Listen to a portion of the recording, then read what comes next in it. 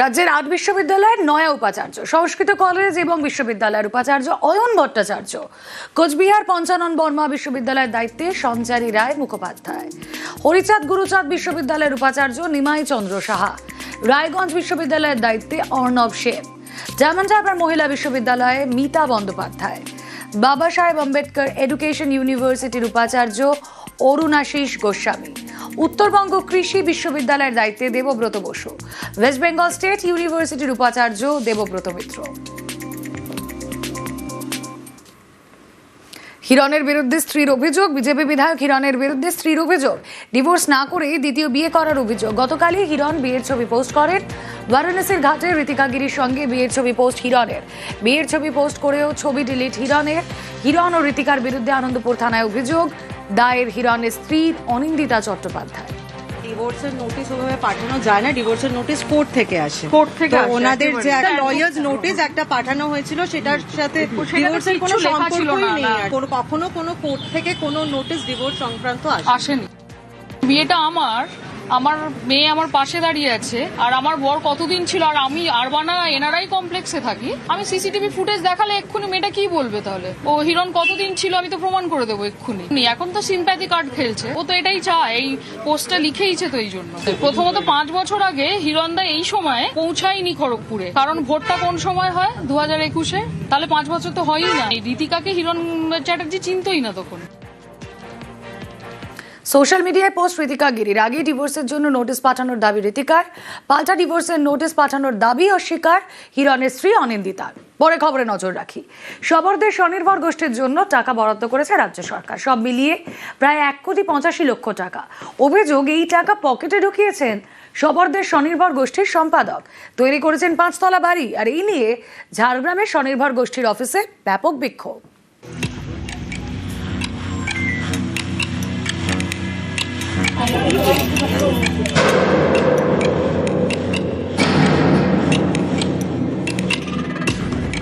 ঝাড়গ্রামের ভালুকখোলায় এ যেন এক অট্টালিকা। গ্রামের মধ্যে 5 তলা বাড়ি।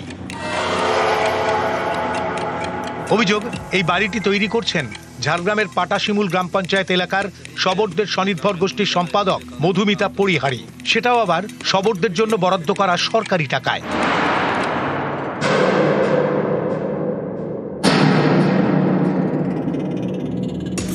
পাটাশিমুল গ্রাম পঞ্চায়েতের মোহনপুর, লোহামেলা এবং মন্টিপা, এই 3টি গ্রামে থাকেন কয়েকশো শবর। তাঁরা যাতে পশুপালন এবং নানা কাজ করে রোজগার করতে পারেন, সেই লক্ষ্যে শবরদের স্বনির্ভর গোষ্ঠীর জন্য টাকা বরাদ্দ করে রাজ্য সরকার। সেই টাকা ঢোকে স্বনির্ভর গোষ্ঠীর অ্যাকাউন্টে। শবরদের দাবি, দফায় দফায় অ্যাকাউন্টে ঢুকেছে প্রায় 1,85,00,000 টাকা, কিন্তু এই টাকা শবরদের দেওয়া হচ্ছে না, কেউ কাজও পাচ্ছেন না। অভিযোগ, সবটাই আত্মসাৎ করেছেন স্বনির্ভর গোষ্ঠীর সম্পাদক মধুমিতা পরিহারি এবং অ্যাকাউন্ট্যান্ট নির্মলা মাহাতো। এও অভিযোগ, সরকারি টাকা হাতিয়ে ঝাড়গ্রামের ভালুকখোলায় স্বনির্ভর গোষ্ঠীর সম্পাদক বিশাল বাড়ি তৈরি করছেন। শবরদের জন্য বরাদ্দ টাকা হাতানো হয়েছে। এই অভিযোগে বুধবার শবররা ঝাড়গ্রামে বিক্ষোভ দেখান। একটা পাসবই যদি জয়েন্ট অ্যাকাউন্ট থাকে তাহলে ওরা দুজনে আছে, হেডে আছে, তাহলে ওরা তো দুজন তুলতে পারবে টাকাটা। ওরা ঢুকতেই যদি তুলে নেয় টাকাটা, ওরা যদি ভেঙে দেয় তাহলে এরা পাবে কি করে? ওরা তো ওই টাকায় ফ্ল্যাট বানাচ্ছে, জামাইকে নার্সিং হোম বানিয়ে দিচ্ছে, তাহলে আমরা কি করব? আমাদের কি টাকার প্রয়োজন নাই? বাড়িতে বাড়িতে সার্ভে করেছে, বলেছে টাকা দেওয়া হবে, টাকা দেওয়া হয়নি, ছাগল দেওয়া হবে, কিছু দেওয়া হয়নি। আমাদের টাকা কেন মারবে মধুমিতা? ঝাড়গ্রামের শবরদের দাবি, সম্প্রতি একটি মুচলেখা দেন তাদের স্বনির্ভর গোষ্ঠীর সম্পাদক। সেই চিঠিতে সরকারি টাকা আত্মসাতের অভিযোগ তিনি স্বীকারও করেছেন। টাকা অ্যাকাউন্টে আছে, বললো যে একবারে সব টাকা জমা হলে তারপরে ছাড়বে। মানে ছাগল বিলি করার বা ওদের যা 5,000 করে দেওয়ার আছে, 5,400 কত টাকা, কিছু টাকা নিয়ে আমি এখানে মহাসংঘের বিল পাচ্ছিলাম না বলে পেমেন্ট করেছি। এসে যাবে তাড়াতাড়ি বলে দিয়ে দেবো, ঠিক করেছি। আসতে দেরি হয়েছে বলে দিতে পারিনি, হয়তো আর 1 সপ্তাহের মধ্যে টাকা পেমেন্ট হবে। ব্লকের ইনভলভমেন্ট নেই, আমরা মানে মেটানোর চেষ্টা করেছিলাম ওনাকে টাইম দিয়ে, যাতে উনি দিয়ে দিতে পারেন। বোঝানো হয়েছে, উনি কিছুটা টাইম চেয়েছিলেন, কিন্তু এখন উনি দিয়ে উঠতে পারেন। স্টেপ নেওয়া হবে কি? আমি সেটা করে দেবো। নিতে হবে যদি ওরকম যদি না করেন তখন আমাকে তো নিতে হবে। ঝাড়গ্রাম থেকে রাজু সিং, নিউজ 18 বাংলা। আলিপুরদুয়ার শহরের রেলগেট ভোগান্তি, আর তা নিয়ে রাজনৈতিক চাপানোতর। একদিকে বিজেপি, আরেকদিকে তৃণমূল।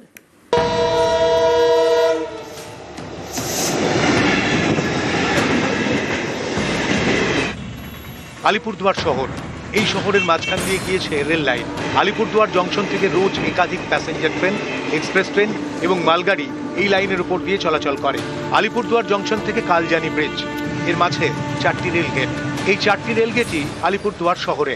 ট্রেন এলে এই 4টি রেলগেট একসঙ্গে বন্ধ হয়ে যায়। এর জেরে তৈরি হয় যানজট। এই ভোগান্তি দীর্ঘদিনের।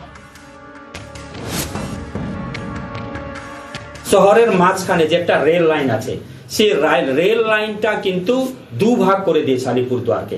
হয়তো এমন কোনো জায়গা নেই যে সেখানে হয়তো আন্ডারপাস করা যেতে পারে কিংবা ফ্লাইওভার হতে পারে। আমার মনে হয় না যে কোনো জায়গা আছে। যদি আলিপুরদুয়ারবাসী আমাদেরকে কনসেন্ট দেয়, তাহলে এই রুটটা চেঞ্জ করে আমরা অন্য রুট করতে চাই। আমরা একটা কনভেনশন ডাকবো, ডেকে নিয়ে সকলের কনসেন্ট নেব।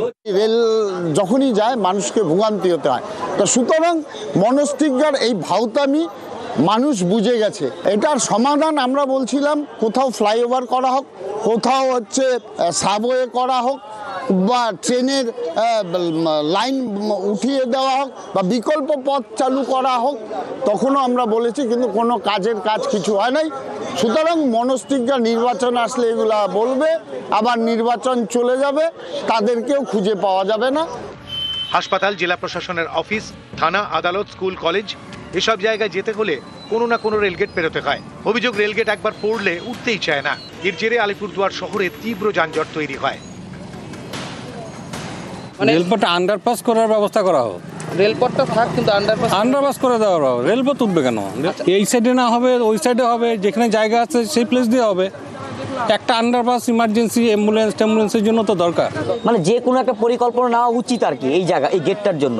কেন এখানে যে পরিস্থিতি হয়, অ্যাক্সিডেন্ট হচ্ছে, তারপরে লোকের পেশেন্ট নিয়ে যেতে পারতেছে না, হাসপাতালে যেতে গেলে পেশেন্ট এখানে আটকে যাচ্ছে গেটে। শহরের মাঝখানে যে একটা রেল লাইন আছে, সেই রেল লাইনটা কিন্তু দুভাগ করে দিয়েছে আলিপুরদুয়ারকে। হয়তো এমন কোনো জায়গা নেই যে সেখানে হয়তো আন্ডারপাস করা যেতে পারে কিংবা ফ্লাইওভার হতে পারে। আমার মনে হয় না যে কোনো জায়গা আছে। যদি আলিপুরদুয়ারবাসী আমাদেরকে কনসেন্ট দেয়, তাহলে এই রুটটা চেঞ্জ করে আমরা অন্য রুট করতে চাই। আমরা একটা কনভেনশন ডাকবো, ডেকে নিয়ে সকলের কনসেন্ট নেব। রেল যখনই যায় মানুষকে ভোগান্তি হতে হয়। তো সুতরাং মনস্তিজ্ঞার এই ভাওতামি মানুষ বুঝে গেছে। এটার সমাধান আমরা বলছিলাম কোথাও ফ্লাইওভার করা হোক, কোথাও হচ্ছে সাবওয়ে করা হোক, বা ট্রেনের লাইন উঠিয়ে দেওয়া হোক, বা বিকল্প পথ চালু করা হোক। তখনও আমরা বলেছি, কিন্তু কোনো কাজের কাজ কিছু হয় নাই। সুতরাং মনস্তিজ্ঞা নির্বাচন আসলে এগুলা বলবে, আবার নির্বাচন চলে যাবে, তাদেরকেও খুঁজে পাওয়া যাবে না। আলিপুরদুয়ার থেকে রাজকুমার কর্মকার, নিউজ 18 বাংলা। ভেনেজুয়েলার প্রেসিডেন্টকে সস্ত্রীক তার বাড়ি থেকে অপহরণ করে মার্কিন সেনা। এতেই প্রশ্ন উঠছিল, ঘরশত্রু বিভীষণ কেউ না থাকলে কি এভাবে কোনো একটা দেশের প্রেসিডেন্টকে অপহরণ করা সম্ভব? সেই ঘরশত্রু বিভীষণ কি স্বরাষ্ট্রমন্ত্রী কাবেলো?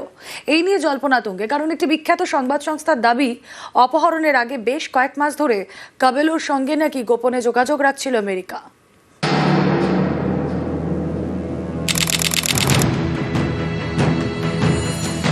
23 জানুয়ারি অপারেশন অ্যাবসলিউট রিজলভ। ভেনেজুয়েলার প্রেসিডেন্ট নিকোলাস মাদুরো মোরোস এবং তার স্ত্রী সিলিয়া ফ্লোরেসকে বাড়ি থেকে তুলে নিয়ে যায় আমেরিকা। তখনই প্রশ্ন উঠতে শুরু করে, ঘরশত্রু বিভীষণ না থাকলে মার্কিন সেনার এমন অপারেশন কিভাবে সম্ভব? দুর্গের মতো সুরক্ষিত বাসভবন থেকে যেভাবে দুজনকে নিয়ে যাওয়া হয়, সেটা কি ভেনেজুয়েলার কেউ সাহায্য না করলে সম্ভব?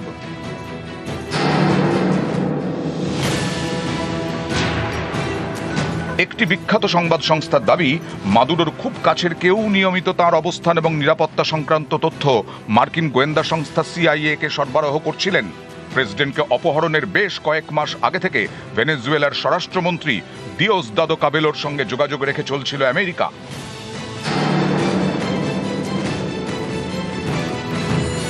নিকোলাস মাদুরোর বিরুদ্ধে মাদক পাচারের অভিযোগ এনেছে মার্কিন প্রশাসন। কাবেলোর বিরুদ্ধেও দীর্ঘদিন ধরে যুক্তরাষ্ট্রের একই অভিযোগ।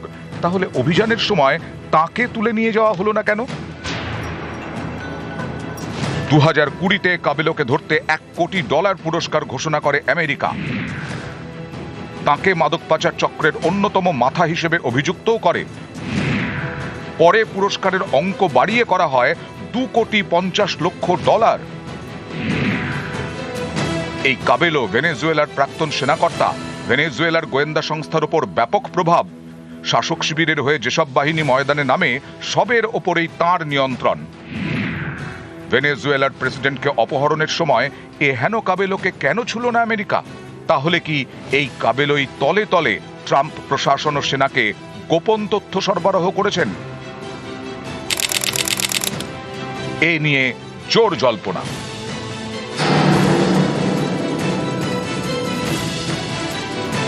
নিউজ 18 বাংলা।